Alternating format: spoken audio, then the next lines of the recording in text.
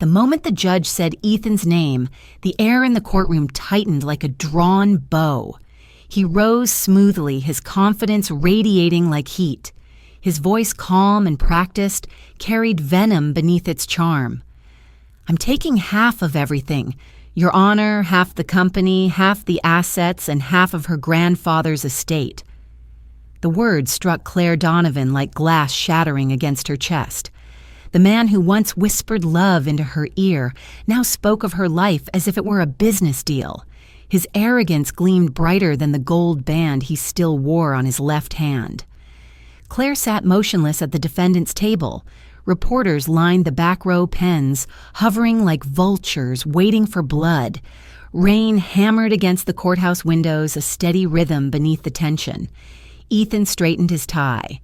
"After all," he continued, "I gave her emotional support while she built her company.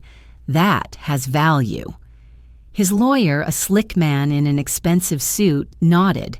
"Half of all marital assets, Your Honor, including Mrs. Donovan's inherited property." Claire's pulse quickened.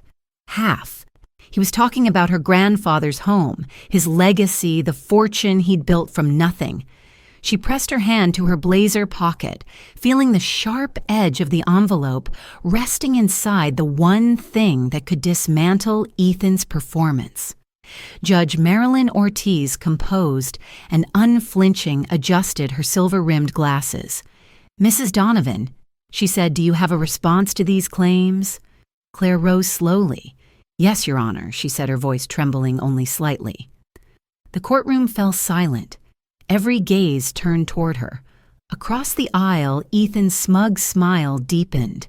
He believed she was cornered. He always did. He mistook silence for weakness, patience for surrender. But Claire wasn't afraid. Not anymore.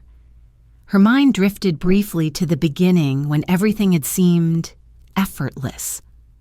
5 years earlier, she'd met Ethan at a charity gala in Portland. He'd been charming, attentive, magnetic.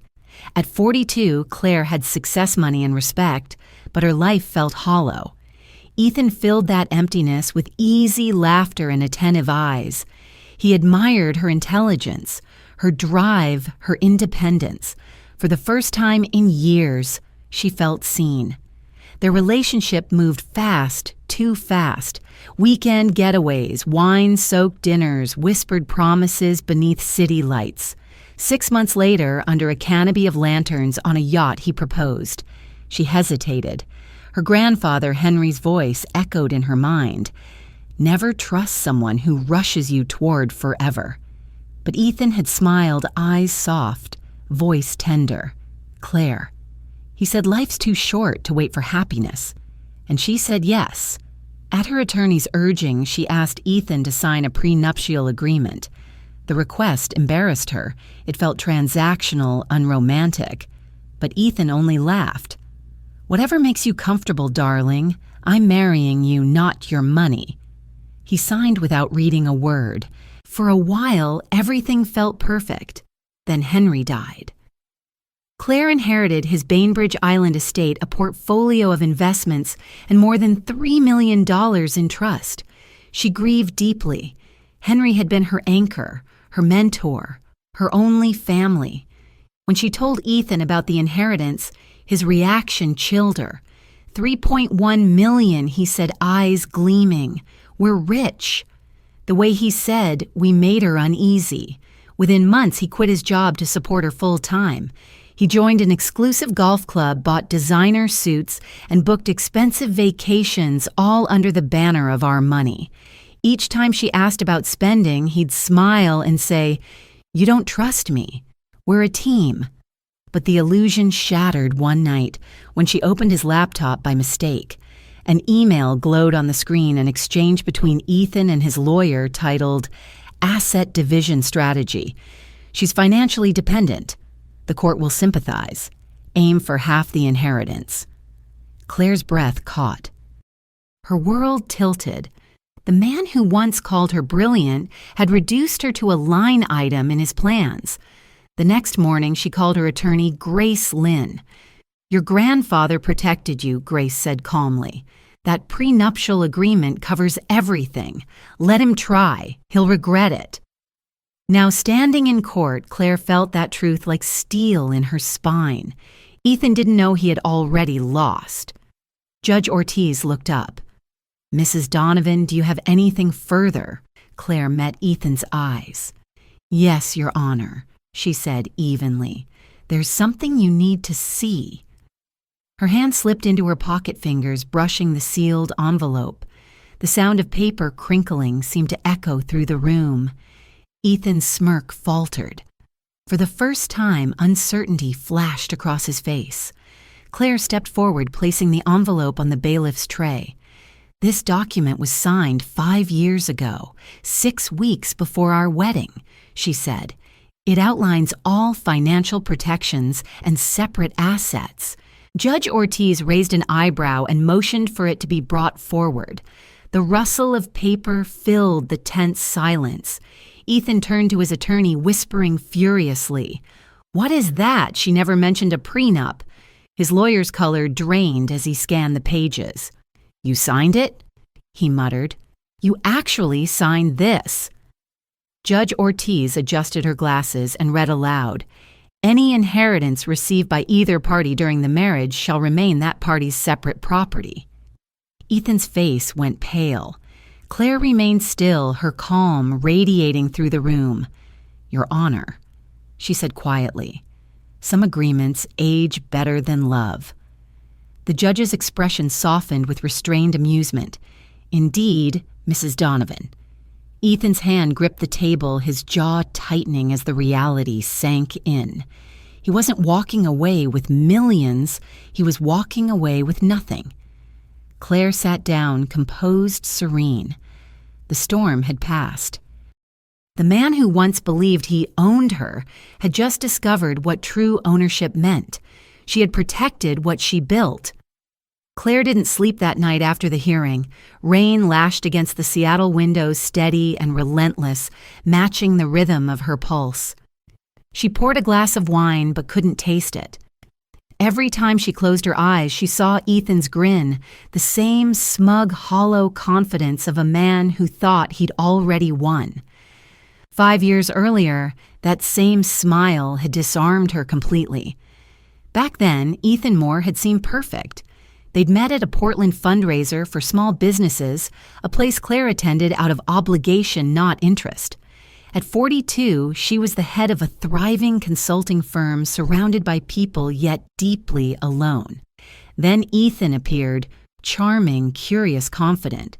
"You look like someone who saves everyone else," he'd said with a grin, "but who saves you." It was a line, but it landed. He listened, like no one else did. He made her laugh, asked questions that mattered, and for the first time in years, she felt seen. She hadn't realized how lonely she was until that night.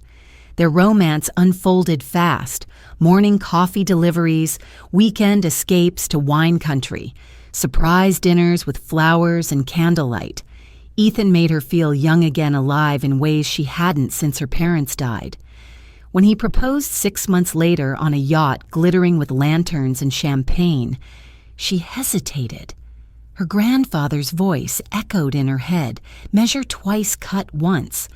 But Ethan's warmth melted her caution. "Life's too short to wait for love," he'd whispered, and she believed him. At her attorney's urging, Claire asked him to sign a prenuptial agreement. The request embarrassed her. It felt unromantic, transactional. "It's just a precaution," she'd said. Ethan only laughed, kissed her forehead, and replied, "Darling, I'm not marrying your money. I'll sign anything." He didn't even glance at the pages. That carelessness would one day save her life. Their wedding was intimate, set in a vineyard outside Seattle lavender fields, swaying in the summer wind. For a time, everything was perfect. Ethan was charming, attentive, endlessly supportive. He told anyone who'd listen that Claire's brilliance was his pride. He said he'd found his calling helping her succeed, and she let herself believe him. Then Henry Donovan, her grandfather mentor and only family, died. The loss gutted her. Henry had been her anchor, the steady hand that guided her through every storm. When the will was read, Claire learned he'd left her everything, the Bainbridge Island estate, his investments, and over $3 million in trust. The number barely registered. All she cared about was the note he'd left: protect what you build and never let love become your weakness. When she told Ethan, his reaction chilled her. $3 million, he'd said, his eyes gleaming. We're rich. We can finally live. The word "we" stuck in her chest like a thorn. Still, she said nothing. Within months, he quit his job, claiming he wanted to support her emotionally. At first, it sounded sweet. But then came the spending designer suits, golf memberships, first-class networking trips. Every conversation about finances turned into an argument. You don't trust me, he'd demand. We're supposed to share everything. His charm began to crack. The man who once built her up now chipped away at her confidence piece by piece. He mocked her dedication to work, called her cold, claimed she cared more about money than people. Home became a minefield of tension and eggshells. The breaking point came at a charity gala. Ethan, glass in hand, stood before donors and bragged, "Our family's wealth began generations ago. I just help it grow." Claire froze. Our family's wealth. He'd erased Henry in a single sentence. That night, she confronted him. "Don't ever lie about where that money came from." Ethan smirked, swirling his whiskey. "Relax, Claire. People respect legacy. It makes us look powerful." And that was when she saw it. The greed, the manipulation, the hunger for control behind his charm. The man she'd married wasn't a partner. He was a predator. 2 weeks later, she found the email. His laptop glowed in the dark, the message open. It was from his lawyer. If she files first, argue emotional contribution. Courts sympathize with supportive spouses. Her inheritance can be claimed if lifestyle benefit is proven. Ethan's reply hit like a blade. She'll never see it coming. Claire read it again and again, numb and burning all at once. The man who once kissed her hands before bed was now plotting to strip her bare. That night, she called her attorney, Grace Lynn. "You were right," she said quietly. Grace's calm voice was her anchor. "Then let's make sure he never touches a cent." Now, hours after the hearing, Claire stood at her apartment window, the city below blurred by rain. The wine glass sat untouched beside her. She wasn't afraid anymore. What she felt was clarity, sharp, deliberate, unstoppable. Love had made her blind, but betrayal had taught her to see. Tomorrow, she would begin again. Tomorrow, Ethan Moore would learn the lesson Henry had always known: the woman he tried to break was the one he should have feared all along. The morning after the hearing, Claire woke to silence. The storm had passed, but its chill still lingered in the air. She rose slowly, every muscle heavy from exhaustion, yet her mind was sharper than it had been in months. Today she would meet Grace Lynn. Today she would stop letting Ethan control the story. Grace's office sat high above downtown Seattle, all glass and calm authority. When Claire arrived, Grace was already at her desk, reviewing documents with her usual precision. "You did the right thing calling me," she said without looking up. "Now let's make sure he doesn't get a cent." Claire tried to smile but couldn't. "I can't believe I let it go this far." Grace glanced up, her tone softening. "You believed in love. That's not foolish. What matters is that you were smart enough to protect yourself. The prenup will save you." She slid a folder across the table. "Everything's here. Separate assets, full disclosures, independent counsel. It's airtight." Claire stared at the papers, the pages that once felt unnecessary. "My grandfather always told me to plan for the worst," she said quietly. "I guess he knew." Grace nodded. "Henry Donovan didn't just leave you money, Claire. He left you foresight." For a moment, Claire was back on Bainbridge Island the day after Henry's funeral. His cedar-scented study had been filled with shadows and memories. She'd found a note in his handwriting on his desk. Charm fades, integrity doesn't. She had smiled through her grief then. Now those words cut deep. Grace's voice pulled her back. Ethan's been using your inheritance for personal spending, golf clubs, designer suits, vacations. Every cent came from joint accounts. I've traced them all. Claire clenched her hands. I let him handle everything. I wanted to believe he cared. He cared, Grace said, just not about you, about the access you gave him. But arrogance leaves evidence. We'll make sure the court sees it. That afternoon, Claire went home and began gathering everything: bank statements, receipts, messages. Each document was proof of betrayal. Every signature a reminder of how easily she'd been fooled. But with every page, the pain turned to purpose. When Ethan came home that night, his voice was casual. "Hey, babe," he said, tossing his jacket on the chair. "We should talk settlement. My lawyer says we can keep things civil." Claire didn't look up. "Your lawyer should reread the prenup." He stopped mid-step. "What did you just say?" She turned calm but firm. "You've been planning this for months, your lawyer, your lies, the spending. Tell me, Ethan, was any of it real?"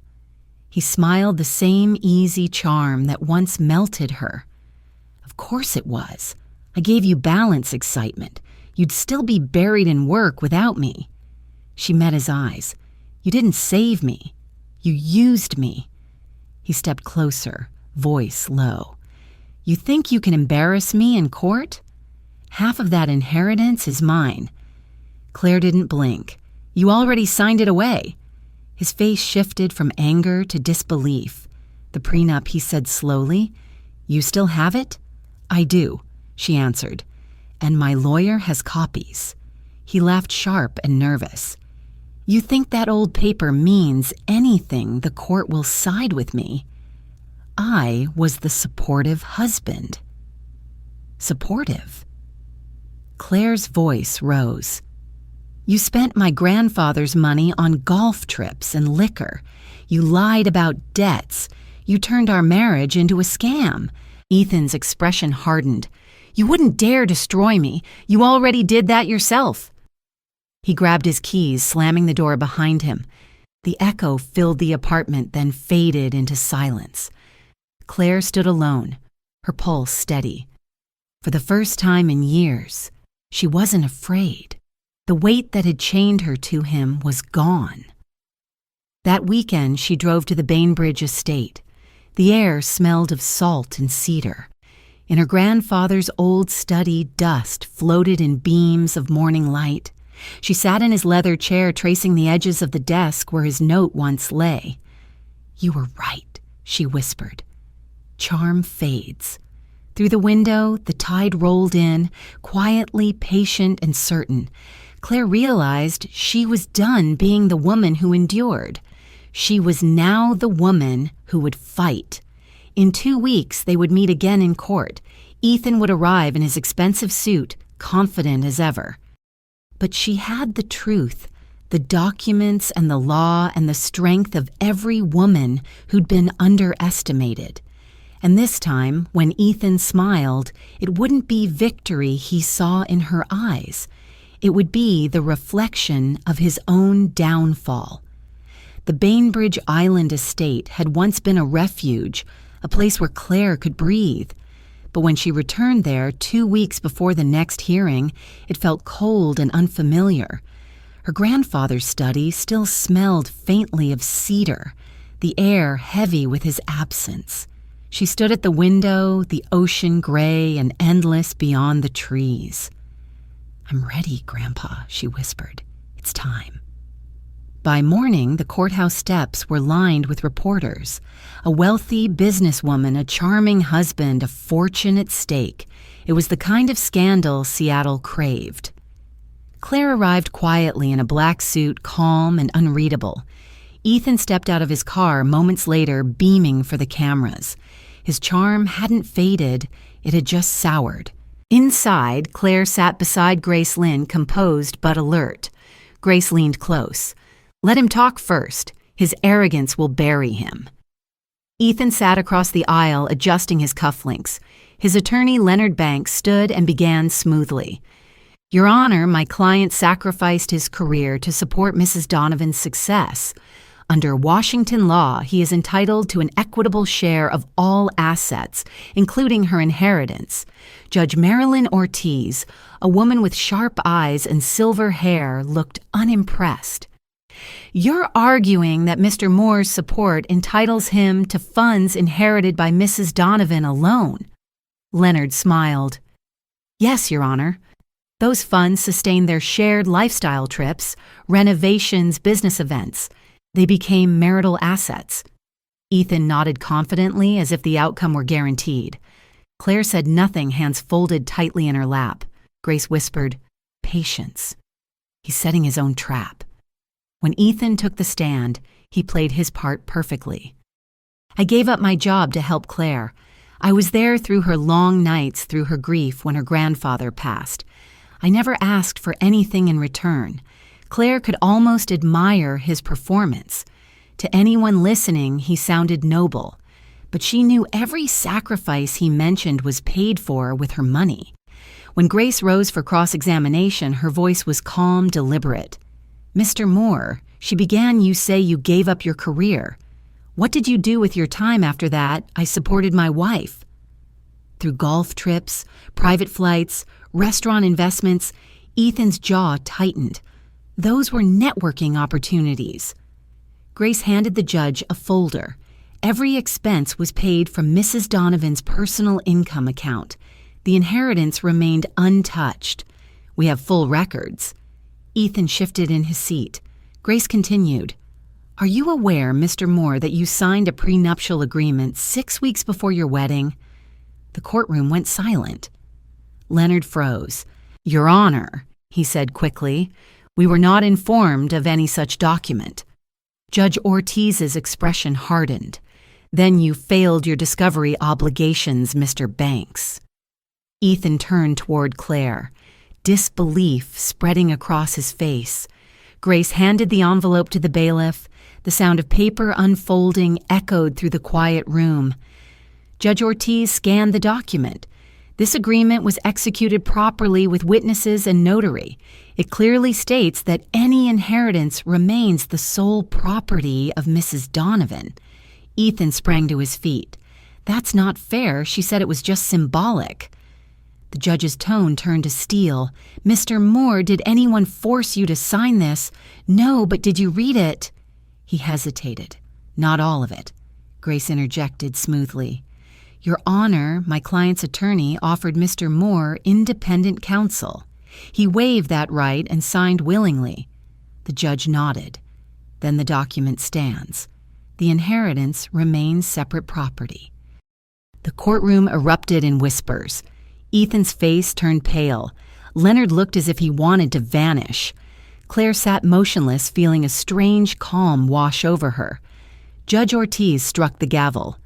We will reconvene tomorrow for closing arguments. As people stood to leave, Ethan turned to her, his voice low and venomous. You think you've won. You can't humiliate me like this. Claire gathered her papers slowly. This isn't about humiliation, Ethan. It's about truth. He stepped closer, his composure cracking. You'll regret this. She met his gaze steadily. I already did. For 5 years. He slammed the door behind him and stalked past the reporters. Cameras flashed, catching the fury on his face. Grace leaned toward her. He's unraveling. Tomorrow he'll make it worse for himself. Claire exhaled, the tension draining from her shoulders. Good, she said softly. Let him. Outside, the rain had stopped.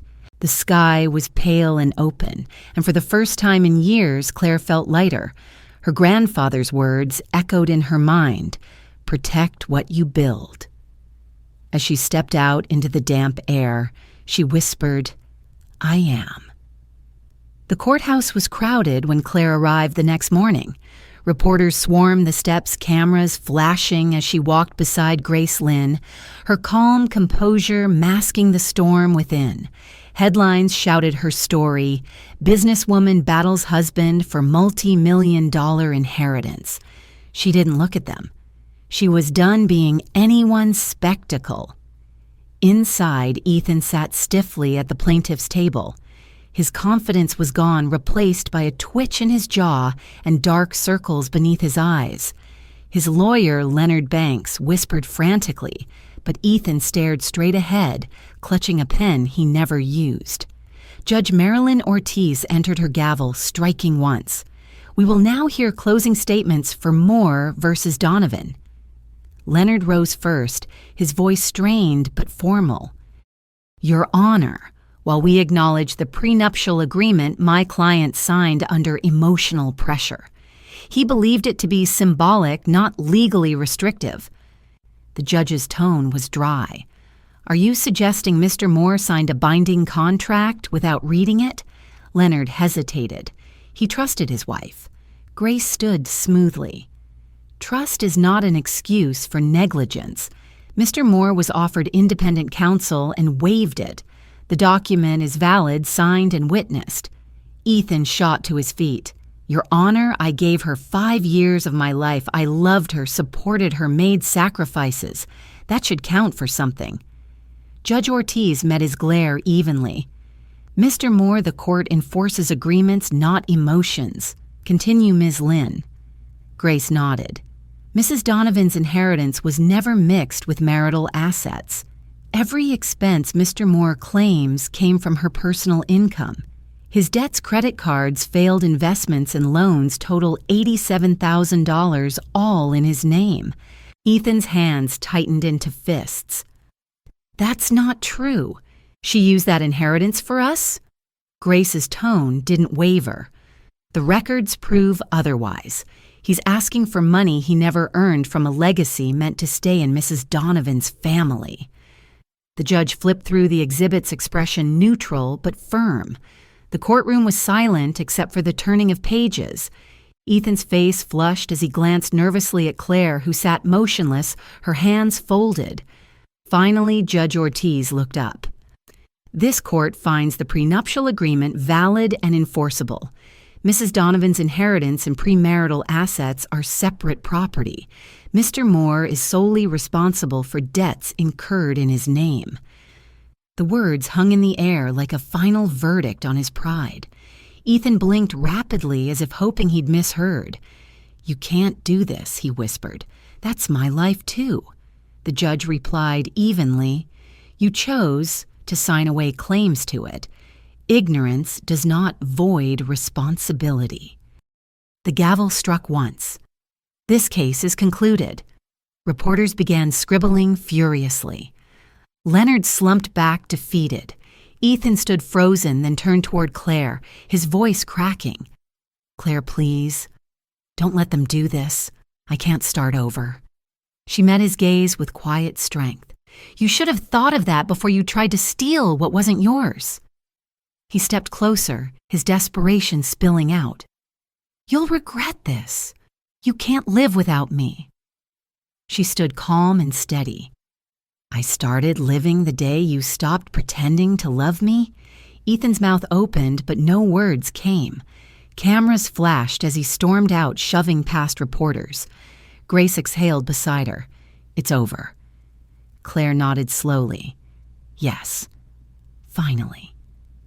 They left through the side exit, avoiding the crowd. The air outside was cold and clean. The storm from earlier swept away.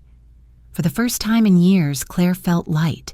As they walked toward the car, Grace said quietly, "He might appeal, but it won't matter. The law's on your side." Claire looked up at the pale sky. "The law and my grandfather." When they reached the bridge to Bainbridge Island, the water below shimmered silver in the morning sun. Claire leaned back against the seat, her thoughts drifting to Henry's voice. "Protect what you build." That evening, back at the estate, she walked through the old garden where he used to prune the roses. The house no longer felt haunted. It felt safe. She touched the railing of the porch and whispered, "I did it, Grandpa. It's protected." The wind carried the scent of salt and pine through the air, and for the first time since his death, she didn't feel alone. She had her freedom, her dignity, and the legacy she was meant to preserve. And somewhere behind her, far away in the city, the man who once called himself her partner was left with nothing but the cost of his own greed. Weeks after the verdict, the world around Claire finally went still. The noise, the lawyers, the headlines, they all faded. Every morning she walked along the shoreline behind the Bainbridge estate, her breath mixing with the cold, salt air. For years she'd lived under Ethan's control, measuring her happiness by his moods. Now the silence felt foreign, but it was hers. The newspapers called her Victory Poetic Justice, businesswoman outsmarts husband in inheritance battle. Reporters used words like strength and empowerment, but Claire didn't feel powerful. She felt empty, like someone who had survived a fire and was still smelling the smoke. One evening, she met Grace Lynn for dinner at a quiet restaurant on the waterfront. The city lights reflected across the bay, shimmering like distant promises. "I thought winning would feel different," Claire admitted, stirring her coffee. "It's just quiet." Grace smiled faintly. "That's what freedom sounds like. You don't owe him or anyone else your noise anymore." Claire looked out the window, watching the ferries glide through the water. "Do you think he'll appeal?" "He can't afford to," Grace replied. "He's drowning in his own debt. This was his gamble and he lost." Claire nodded slowly. Then maybe that's justice. 2 days later, she received a letter with no return address. The handwriting made her stomach tighten. It was Ethan's. She almost threw it away, but unfolded it anyway. Claire, you think you've won, but you'll never be happy. Money can't love you back. She read it once, then fed it to the fire. Watching it burn brought her a calm she hadn't known in years. Ethan's downfall came swiftly. His car was repossessed, his credit destroyed, and his name whispered in embarrassment across Seattle's business circles. Former friends distanced themselves, afraid his bad reputation would stain theirs. Within months, he sold his remaining belongings and moved back to Texas to live with his parents. The man who once called himself a visionary was now a cautionary tale. Claire didn't follow the details, but rumors trickled in. One of Ethan's old colleagues emailed her saying, "You were right about him." She replied with 2 words, lesson learned. She threw herself back into work. Donovan Strategies reopened stronger than ever. Claire shifted its focus toward mentoring women starting their own businesses, women who, like her, had once trusted the wrong people. Her first public talk after the trial was packed. The crowd listened as she spoke about resilience, about rebuilding from betrayal. During the Q&A, a woman asked, "How did you know it was time to leave?" Claire thought of the night she'd found Ethan's email, of the cold clarity that had washed over her. When love stopped feeling like safety, she said softly, "That's when I knew." The audience erupted in quiet applause. Claire smiled not for herself, but for every woman who might find strength in her story. That weekend, she returned to Bainbridge Island. The air smelled of cedar and seaweed, the tide pulling softly at the rocks. Spring had arrived early, and the garden her grandfather once tended was alive again. She knelt near the roses and brushed the petals with her fingers. "You were right, Grandpa," she whispered. "Charm fades. Integrity doesn't." Inside the house, her phone rang. Grace's voice was warm on the other end. "You've been invited to speak at the Women's Leadership Summit," she said. "They want your story." "My story?" Claire asked, almost laughing. "It's not exactly glamorous." "They don't want glamour," Grace said. "They want truth. You turned pain into power. That's what they'll hear." After hanging up, Claire stood by the window, watching the sunlight move across the bay. For years, she'd built her life around control numbers, strategy logic. But this peace, This calm after chaos wasn't something she could measure. It simply was. That night, she poured herself a glass of wine and opened an old photo album. There was her grandfather beside her at graduation, proud, steady, smiling, as if he already knew she'd need his lessons one day. She touched the edge of the photo and whispered, "I kept your promise." Downstairs, the fire crackled softly. Claire sat by the window, the glass cool beneath her fingers. The tide rolled in slow and steady, just like healing. For the first time in years, she wasn't defined by betrayal or revenge. She was simply herself, whole, unbroken, and finally free. Summer came early to Bainbridge Island, bringing soft light and the scent of sea salt drifting through the open windows of the Donovan estate.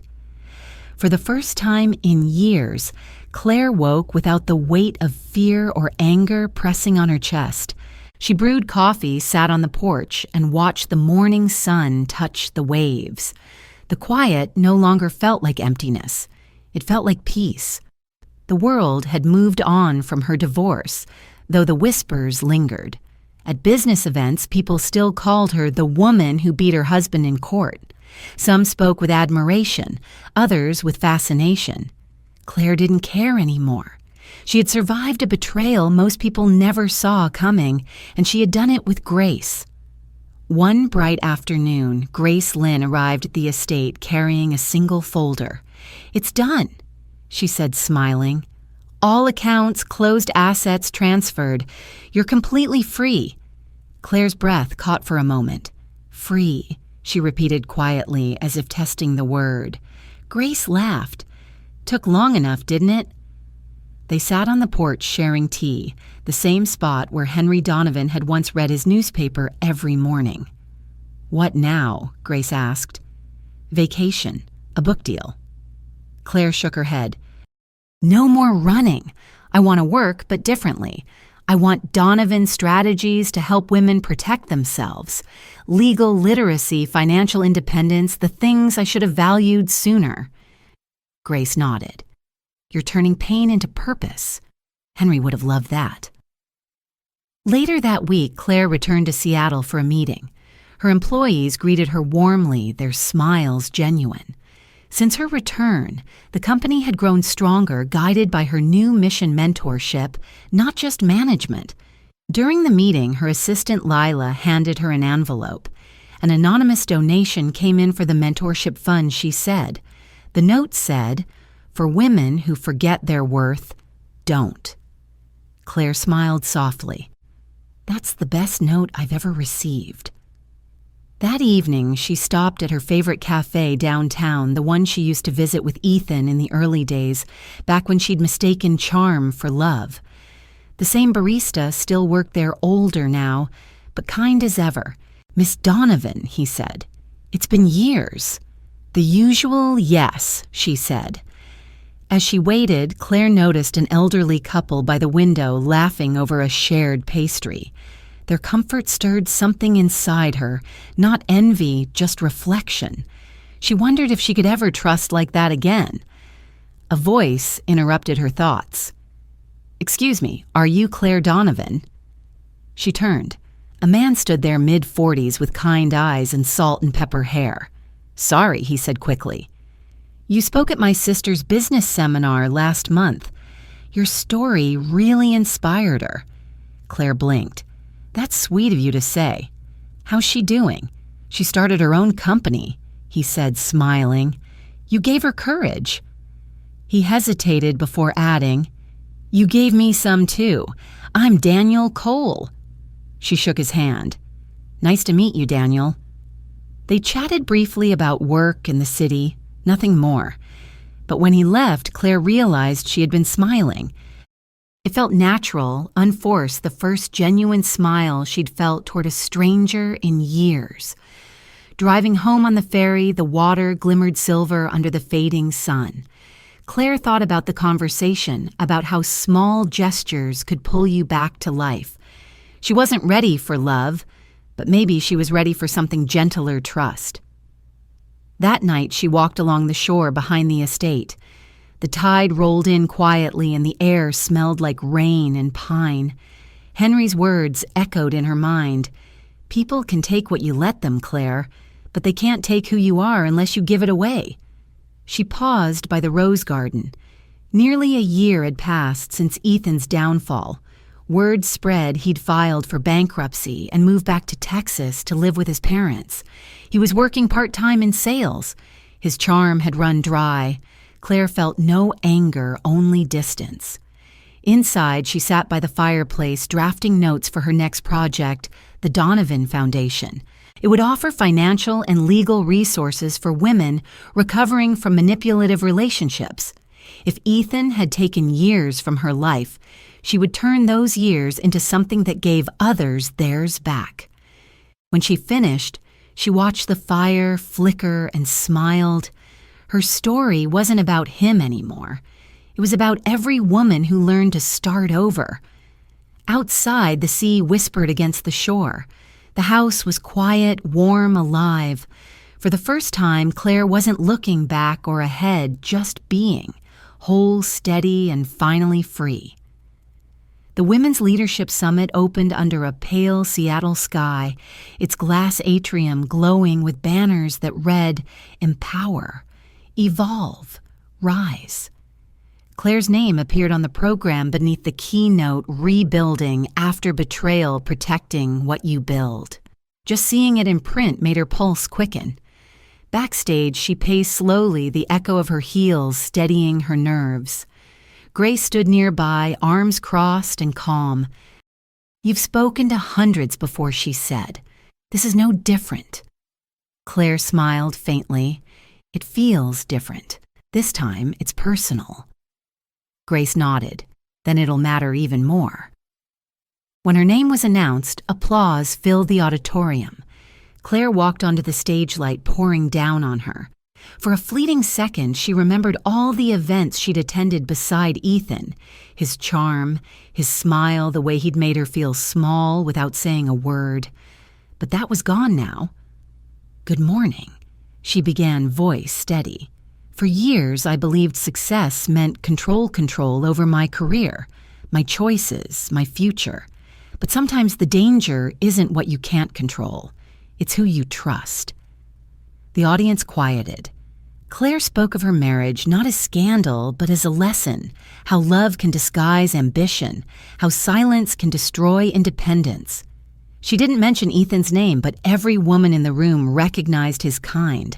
When everything collapsed, she said, "I learned that protecting yourself doesn't make you cold. It makes you wise. My grandfather once told me, integrity is the only inheritance no one can steal." He was right. Applause thundered. For the first time, Claire didn't shrink from it. She accepted it, standing tall beneath the lights. Afterward, Grace met her backstage eyes shining. "You did it," she said. "You didn't just speak, you reached them." Claire laughed softly, relief replacing the old ache in her chest. Then it was worth everything.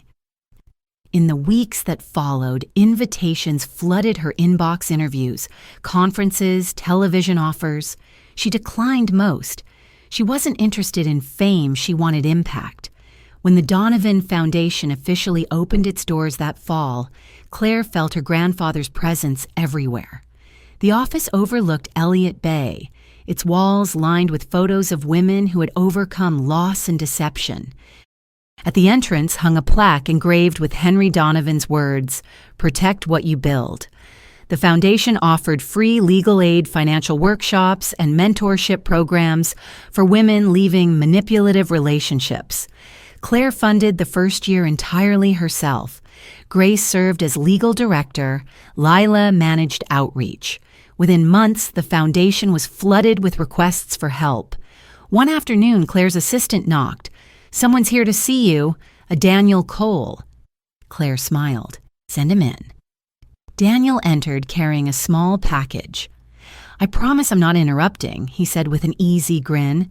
"I just wanted to drop this off." Inside the box was a glass paperweight etched with the words, "From ruin we rise."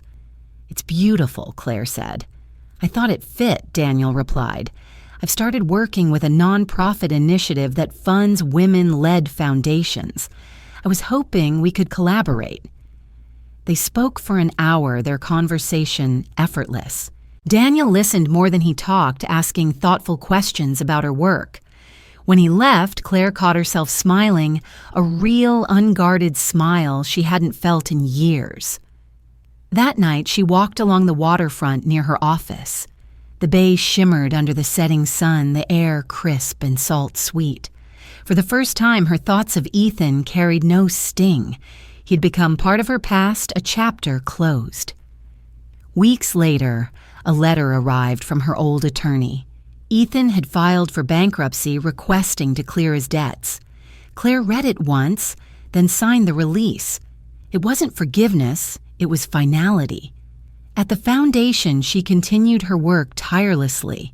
During a workshop, a young woman approached her after the session. "You don't know me," she said shyly, "but your story gave me courage. I left my husband. I'm rebuilding." Claire's eyes softened. "Then you're already winning." That night, as the city lights flickered across Elliott Bay, Claire stood by her office window. The tide below moved in slow rhythm, steady and eternal.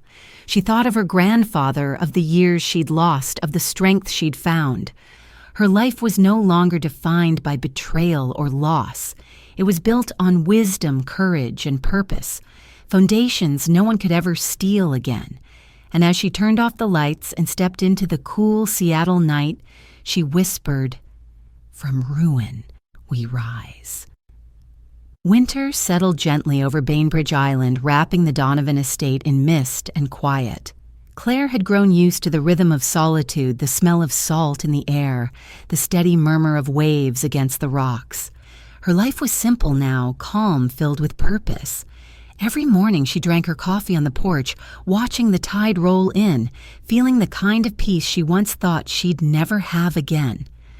The Donovan Foundation was thriving. In less than a year, it had become a refuge for women seeking freedom and stability after manipulation or financial abuse. Claire poured herself into the work, guiding others through the same darkness she had escaped. The pain that once haunted her had become her greatest strength. But even peace had its lonely edges. Some nights, when the wind howled through the pines, Claire would pause by the fire and wonder if trust could ever feel safe again. Then she'd remind herself healing didn't mean forgetting. It meant choosing differently next time. In December, Daniel Cole called. "There's a charity gala next week," he said. "It's small, no reporters, I promise. You should come." Claire hesitated. "I don't do galas anymore." "This one's honoring the Donovan Foundation," Daniel said, amusement in his voice. "I think you'd better." When the night arrived, the Harborview Ballroom glittered under strands of white lights. Claire chose a simple navy gown, her hair pinned in soft waves. As she entered, a murmur spread through the crowd, admiration, not gossip. Grace was waiting near the bar, radiant in emerald silk. "Look at you," she whispered.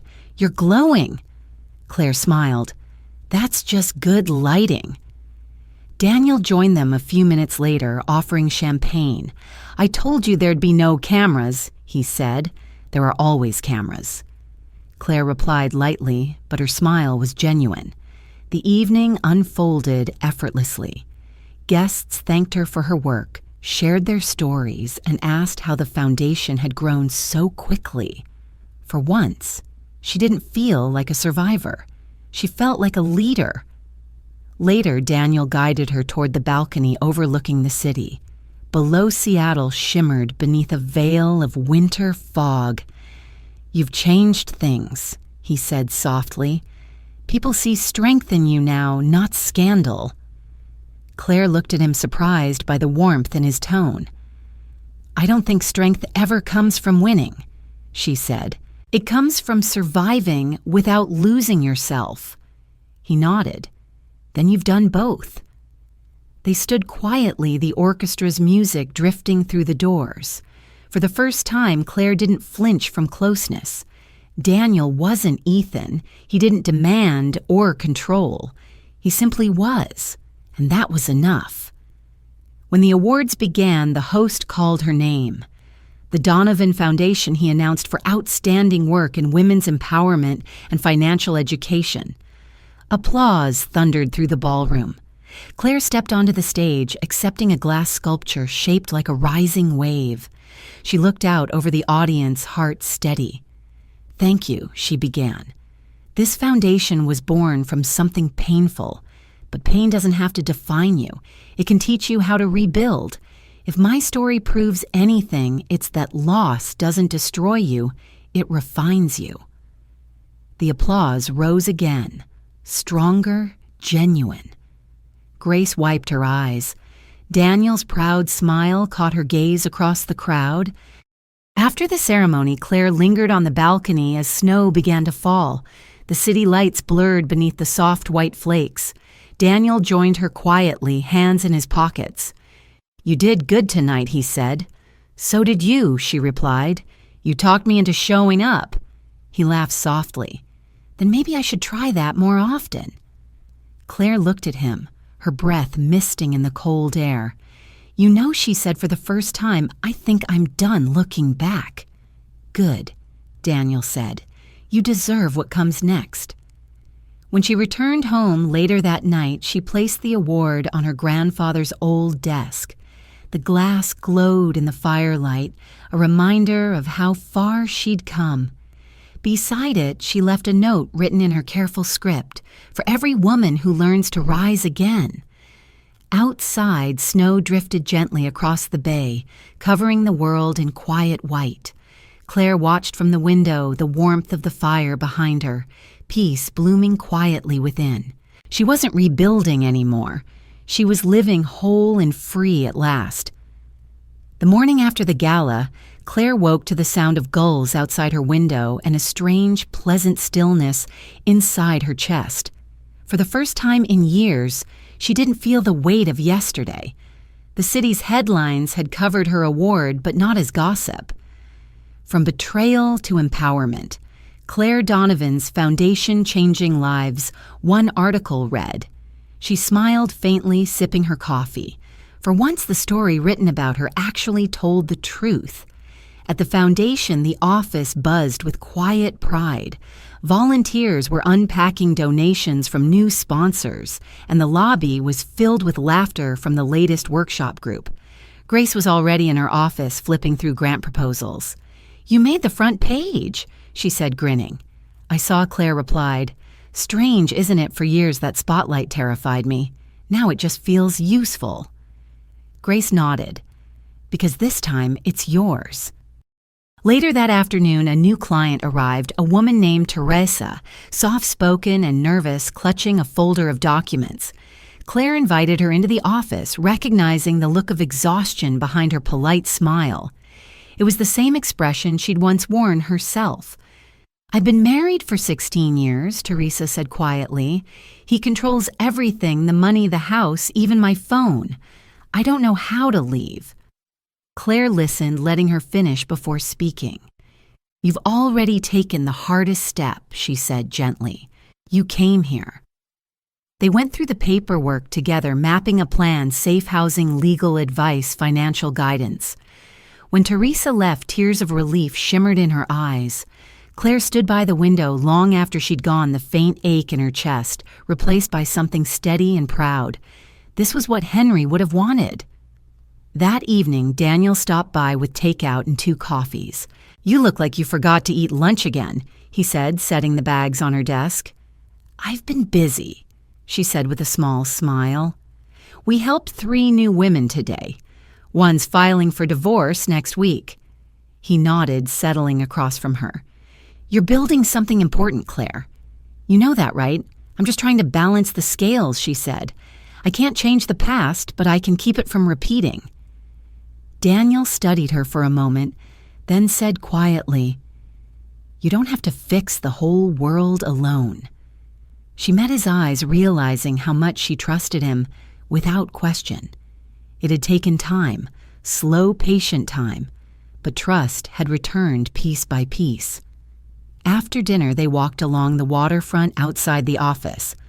The city lights reflected off the dark water, and the wind carried the distant sound of ferry horns. "You ever think about leaving Seattle?" Daniel asked. "Starting somewhere new?" "Sometimes," she admitted. "But this city is part of me. My grandfather built his business here. My scars and my strength are both rooted here. Leaving would feel like erasing proof I survived." Daniel smiled. "Then stay. Just make sure you live, not just work." They said goodnight at the corner, his kindness lingering long after he was gone. Over the next few months, the foundation grew beyond anything Claire had imagined.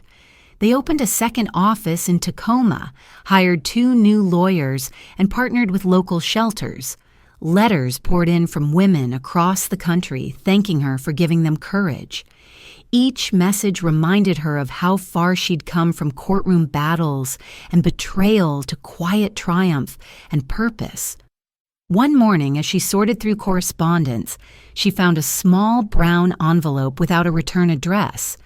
Inside was a single folded note in familiar handwriting. "Claire, I've watched your rise from afar. I see your name everywhere. You won. But I hope you realize not all victories bring peace.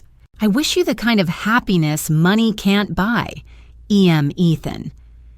For a moment, she just stared at the paper. Then she placed it calmly in the shredder. It made no difference anymore. He was only a shadow in a story that no longer belonged to him. That evening, she returned to the Bainbridge estate. The sky blushed pink over the water, and the tide whispered against the rocks. She sat on the porch with a glass of wine, watching the sunset fade. The pain that had once shaped her life had turned into something entirely new: clarity. Claire closed her eyes and breathed in the sea air. She wasn't rebuilding anymore. She had rebuilt. And this time, the foundation of her home, her work, her heart was entirely her own. Spring came early to Seattle, bringing longer days and a sense of renewal that mirrored Claire's own life. The Donovan Foundation had just celebrated its first anniversary with record attendance, dozens of new sponsors, and hundreds of women supported through its programs. The team surprised Claire with a celebration in the office balloons cake and a framed photo of the staff under a banner that read, "From ruin, we rise." As they laughed and toasted, Claire felt something she hadn't in a long time: belonging. These people weren't co-workers, they were family. Grace raised her glass. "To Claire," she said, "for proving that strength and compassion can build empires." Everyone cheered, and Claire's throat tightened. "Thank you," she said, her voice soft. "This place exists because of all of you. Together we've turned pain into progress. That's our legacy." Afterward, she stayed behind to clean up, savoring the quiet after the laughter faded. Through the window, the city sparkled like a constellation of second chances. She thought about Henry, her grandfather, and wished he could see it all: the women she'd helped, the lives changed. Later that evening, Daniel stopped by holding 2 coffee cups. "Your team throws a good party," he said, smiling. "They do," she replied. "I think I might actually be happy." "Good," he said. "You deserve it."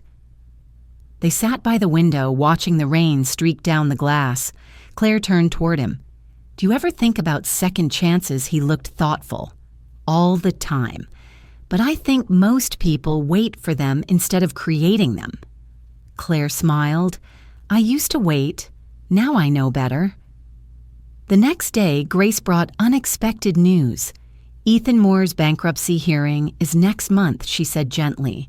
"You may be called to testify about his previous assets. I can handle it, but I wanted you to know." For a moment, Claire felt a flicker of old resentment, quickly replaced by calm. "It's fine," she said. "Let him finish his own story." "I've already closed that chapter." Still, the night before the hearing, she couldn't sleep. She found herself standing in her study, surrounded by photographs, her team, her grandfather, the women who had found freedom because of her. That was the real inheritance Henry had left her: courage, not cash. The following morning, Claire arrived at court wearing the same quiet confidence she'd worn during her own divorce. She didn't even glance at Ethan when she entered. He looked older, smaller, somehow his once perfect posture sagging under defeat. Grace handled the testimony. Claire simply confirmed a few details and signed the papers that would finalize the case. When it was over, Ethan turned toward her. "Claire," he said softly, "I wanted to say, I'm sorry." She studied him for a long moment. His eyes were tired, his voice stripped of its old arrogance. For the first time, she saw him not as an enemy, but as a man hollowed out by his own choices. "I hope you find peace, Ethan," she said finally, "but you'll have to build it yourself." Outside the courthouse, the air smelled like rain and renewal. Claire tilted her face toward the sky, feeling lighter than she had in years. Grace walked beside her. Closure. Something better, Claire said. Clarity. Weeks passed and life returned to rhythm. The foundation expanded again, opening an education center in Portland. Claire spent her evenings on the ferry between the city and Bainbridge, often with Daniel beside her. Their relationship moved, slowly built, not on need, but on understanding. One evening, as the ferry cut through the mist, Daniel turned to her. "You ever think Henry would be proud of all this?" Claire smiled. "He'd probably say it took me long enough." They both laughed, and she rested her head against his shoulder. For the first time since Henry's passing, she felt the kind of warmth that wasn't haunted by loss. That night, she returned to the estate and stood by her grandfather's portrait. "I did it, Grandpa," she whispered. "You were right. Integrity outlasts everything." In her study, the glass award from the summit caught the moonlight glowing like a quiet promise. Her life had come full circle from betrayal to peace, from isolation to connection. Claire poured herself a glass of wine, stepped onto the porch, and watched the tide roll in. The waves moved steadily across the dark water, calm and unstoppable, just like her. For the first time in years, she wasn't surviving. She was living free, whole, and fearless. Summer stretched long and golden across the Pacific Northwest, and for the first time in her life, Claire Donovan allowed herself to slow down. The rush that had once driven her, the deadlines, meetings, and endless striving, had softened into something gentler. Each morning began with sunlight spilling through the curtains of the Bainbridge estate and ended with the quiet hum of the waves. Her foundation continued to thrive under Grace's capable leadership. The new Portland branch was exceeding expectations, and Claire had started turning down speaking engagements, choosing instead to focus on mentorship. The women she worked with weren't just clients anymore, they were her legacy. One of them, Teresa, the woman who had come to her months earlier in tears, was now managing her own bookkeeping business. She sent Claire an email that morning. "I signed my first client today. Thank you for giving me the courage to rebuild." Claire smiled as she read it. Every story like Teresa's reminded her why she had chosen this path. That afternoon, Daniel called. "I'm taking a few days off," he said. "Thought you might want a change of scenery. There's a small vineyard up north. Quiet, no press, no deadlines." Claire hesitated. "I haven't taken a vacation in 3 years. "Exactly," he said. "That's the point." By evening, they were driving along a narrow road lined with pines and wildflowers. The vineyard sat on a hill overlooking a lake, surrounded by golden grass swaying in the wind. The air smelled of lavender and earth. Claire exhaled, feeling her shoulders relax for the first time in months. Over dinner, the sky turned soft pink. "You know, Daniel said you've built something extraordinary, but I think Henry would tell you it's time to start building for yourself again." Claire smiled. "Maybe. I've spent so long helping others stand on their feet. I forget that I can still move forward too." They sat in silence, the kind that felt full instead of empty. Claire thought about how different Daniel was from Ethan, steady kind, unpretentious. He didn't fill silences with flattery or promises. He simply existed beside her, solid and sure. The next morning, she woke early and wandered through the vineyard barefoot. The dew was cool against her skin, and the sunlight glittered on the vines.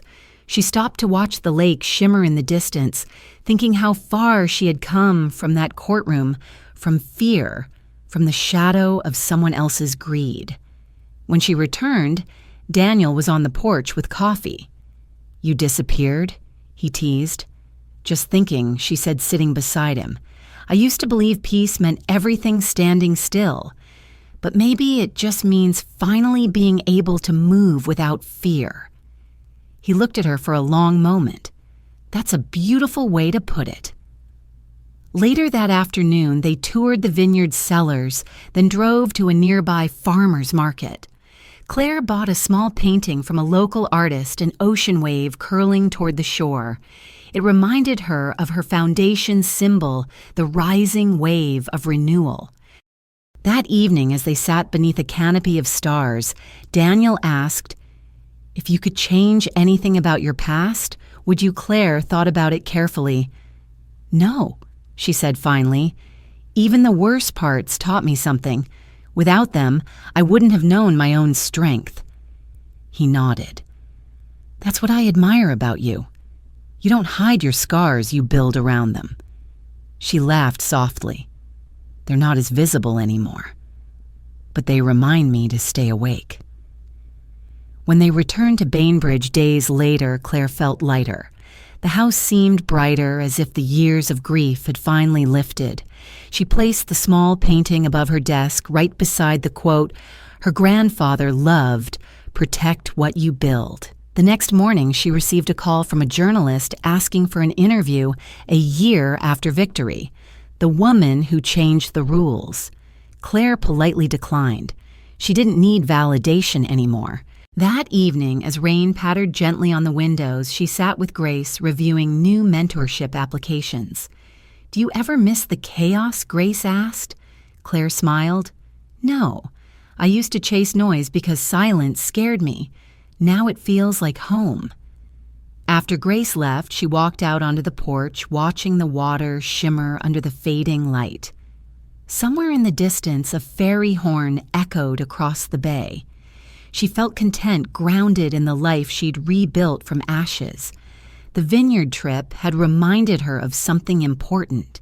Peace wasn't the absence of struggle, it was the presence of self-trust. And now Claire trusted herself completely. She raised her glass of wine toward the horizon, whispering, "Here's to what comes next."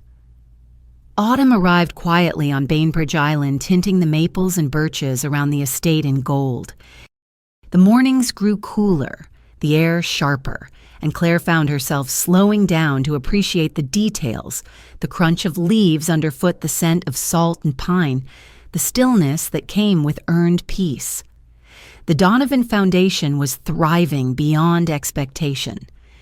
With 3 locations now open across Washington, it had become more than an organization. It was a movement. Women came from all over seeking guidance, support, or simply hope. Every success story reminded Claire how far she had come and how deeply Henry's wisdom lived on through her work. One crisp morning, Grace arrived at the estate carrying a stack of folders. "You're officially nominated for Seattle's Humanitarian of the Year award," she said, grinning. Claire raised an eyebrow. "You're kidding." Grace shook her head. "No joke. The foundation's impact has reached national attention. They want to honor you at a gala next month." Claire sighed. "Another gala. I was hoping to avoid dresses and speeches for a while." Grace smiled knowingly. "You can skip the dress, but not the speech." Later that evening, Claire called Daniel. "You've created a monster," she teased. "Grace just informed me I'm supposed to be a humanitarian now." He laughed. "You always were. The world's just catching up."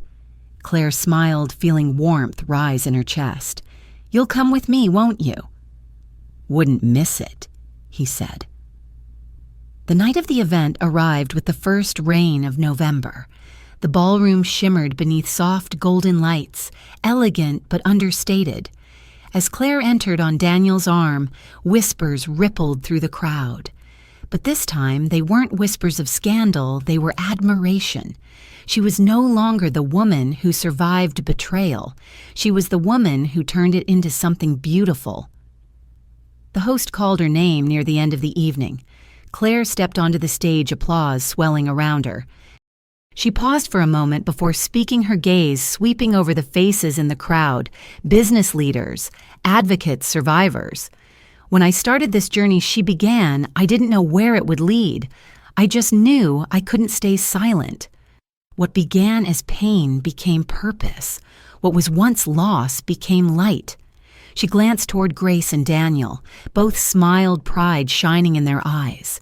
"This foundation exists because of the people who refuse to give up," she continued, "because every woman deserves the chance to rebuild not just her life, but her faith in herself.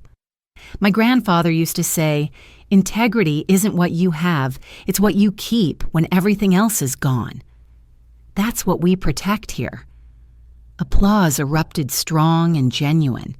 When she stepped down, Daniel met her with a quiet smile. "You were incredible," he said. Claire exhaled softly.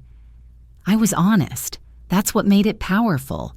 Later, as they drove back to Bainbridge, rain tapped gently against the windshield. The ferry ride was nearly empty, the water smooth as glass. Daniel reached over, taking her hand. "You've spent so long fighting battles," he said. "Maybe it's time to start dreaming again."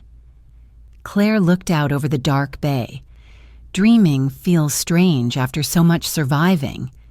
"Then maybe that's exactly why you should," he replied. That night, after he dropped her off, Claire sat by the fire with her journal open. For the first time in years, she wrote about the future, not plans or responsibilities, but hopes. She wanted to travel again, to teach, to write the story of her grandfather's lessons and the women who had rebuilt alongside her. A few days later, Grace stopped by with a box. Inside was a bound manuscript with a note on top. "You've already written your story in every speech, every letter, every woman you've helped. I just organized it." Claire's eyes filled.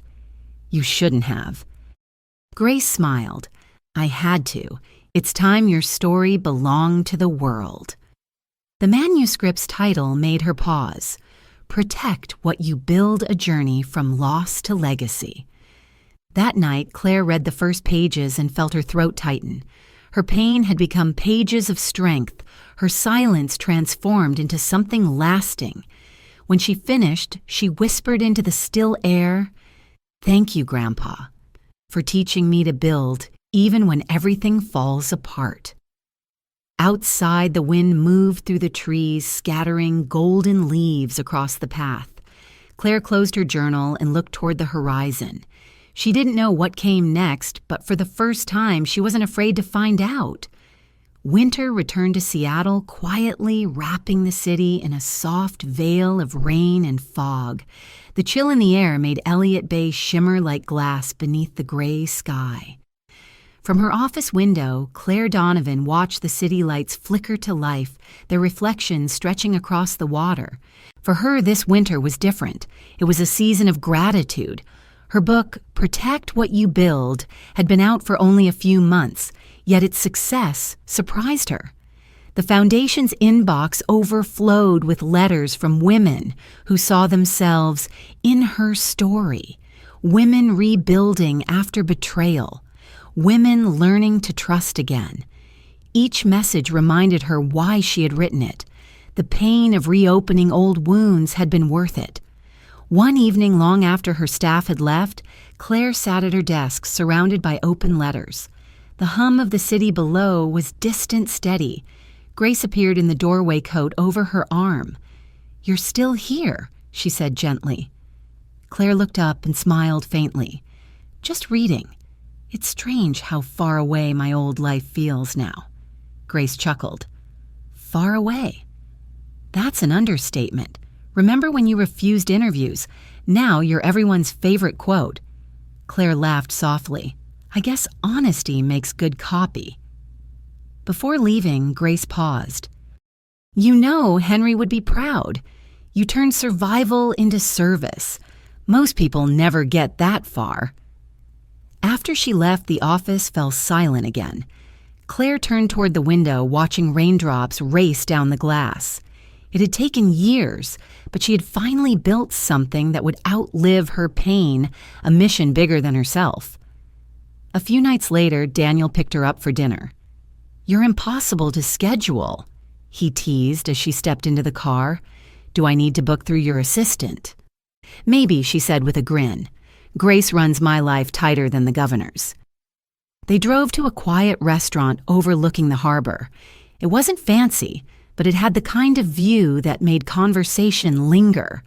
Sailboats swayed gently in the water, and candlelight glowed against the rain-slicked windows.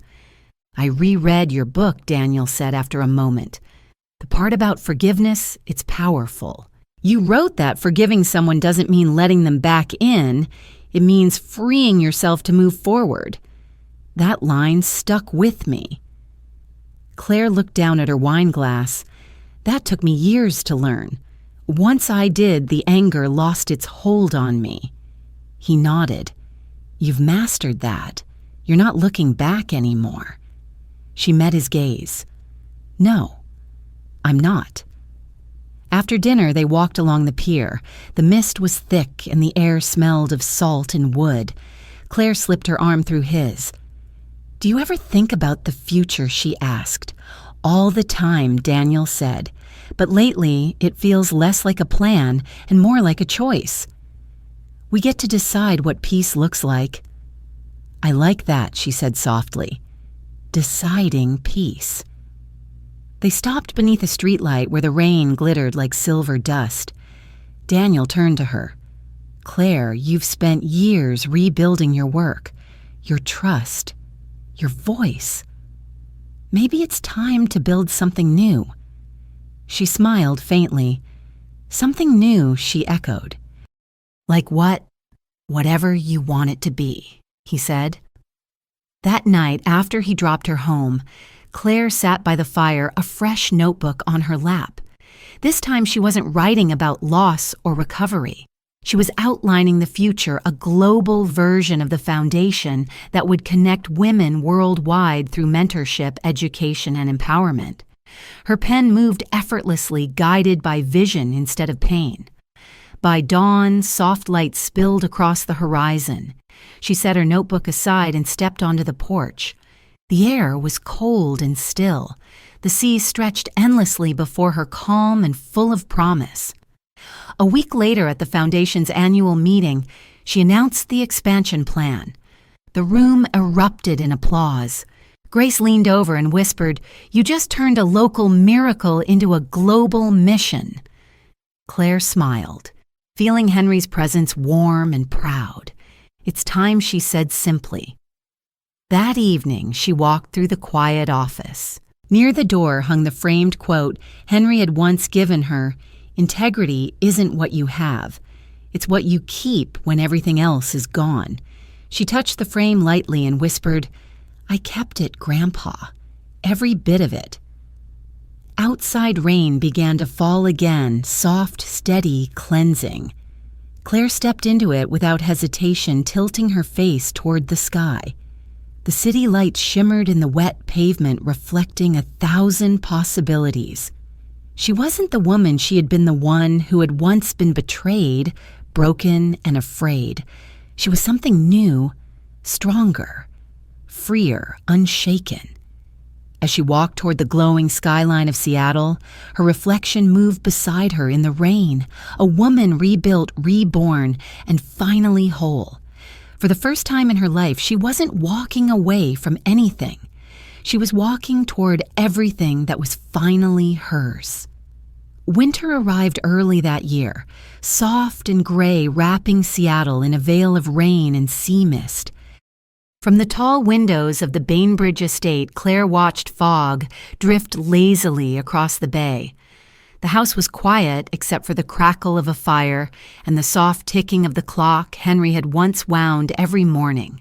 The world outside seemed still, but her life was anything but. Protect What You Build had become an unexpected bestseller, and the Donovan Foundation was expanding faster than she could have imagined. Each week brought letters and emails, some from women who had rebuilt their lives after abuse, others from readers who saw themselves in her words. Each message reminded her why she'd chosen to tell her story. Writing the book had been painful, like walking barefoot over broken glass, but when she saw the impact it made, she knew the pain had been worth it. Grace was the first to share the news that surprised her most. "You're officially in talks for a documentary," she said, stepping into Claire's office with her usual mix of composure and excitement. "A major network wants to feature you and the foundation. They want to film your story, how it all began." Claire looked up from her laptop, startled. "A documentary? I never planned to be in front of a camera again." Grace smiled. "You didn't plan to write a book either, and look how that turned out. The world needs to see what you've built." That evening, Claire met Daniel at their favorite restaurant overlooking Elliott Bay. The air smelled of rain and salt, the city lights shimmering like 1,000 quiet promises. "So," Daniel said as they settled into their corner booth, "you're going to be on television now." Apparently, she said, half amused, half uneasy. "I only agreed because they're focusing on the women's stories, not mine." He raised his glass. "You realize that's impossible. You are the story." Claire smiled softly. "Maybe I'm just the beginning of it." Filming began 2 weeks later. The foundation buzzed with activity lights, cameras, microphones. Claire felt awkward at first, but the director, a kind woman named Margaret, encouraged her to speak freely. "Don't worry about the camera," she said. "Just tell the truth." When the interview started, Claire's hands trembled. She looked past the lens, out the window, toward the bay. "My life didn't collapse because I was weak," she said quietly. "It collapsed because I trusted someone who mistook love for ownership. But rebuilding taught me something. Trust isn't dangerous. It just has to be earned." The words came easier after that. She talked about Henry's wisdom about the importance of protecting what you build and about how failure doesn't destroy you unless you let it. Margaret filmed for hours but used only a few minutes. "You don't need to say much," she told her later. "You've already lived the message." When the documentary aired that spring, it went viral overnight. The response stunned her. Donations doubled, media outlets called nonstop, and hundreds of women wrote asking how to start their own branches of the foundation. For the first time, Claire realized the movement had grown beyond her. It no longer belonged to one story or one city. It belonged to every woman learning to rebuild her life. A week later, Daniel took her out for a walk along the waterfront. The night air was crisp, the bay glinting silver under a pale moon. "You've built something bigger than anyone expected," he said. "I didn't build it alone," Claire replied. "Grace did. My team did. The women did." He stopped, turning toward her. "You gave them a map," she smiled. "Henry gave it to me first." They walked in silence for a while. Finally, Daniel asked, "What about you, Claire? What do you want now?" The question lingered in the air like mist. Claire had asked herself that same thing lately. For years, she'd defined herself through loss and rebuilding. But now that she'd survived and succeeded, she realized she wanted something simpler, peace that didn't need to be earned. "I want balance," she said finally. "To live without feeling like I owe the world a story every day." Daniel nodded. "Then maybe it's time to start writing a new one just for yourself." The following months were a blur of growth. The foundation launched 2 new offices, one in Chicago, another in Denver. Grace oversaw most of it, giving Claire time to focus on writing mentoring and quietly her growing relationship with Daniel. He didn't try to complete her or fix her. He simply met her where she was. One afternoon, she returned home to find a package on her doorstep. Inside was a small metal plaque engraved with the words, "From ruin we rise." There was no note, but she knew it was from Daniel. She placed it beside Henry's old clock, smiling at how the two messages mirrored each other, his legacy and hers, side by side. Months later, Claire received another letter. This one was from Ethan. The handwriting was unmistakable.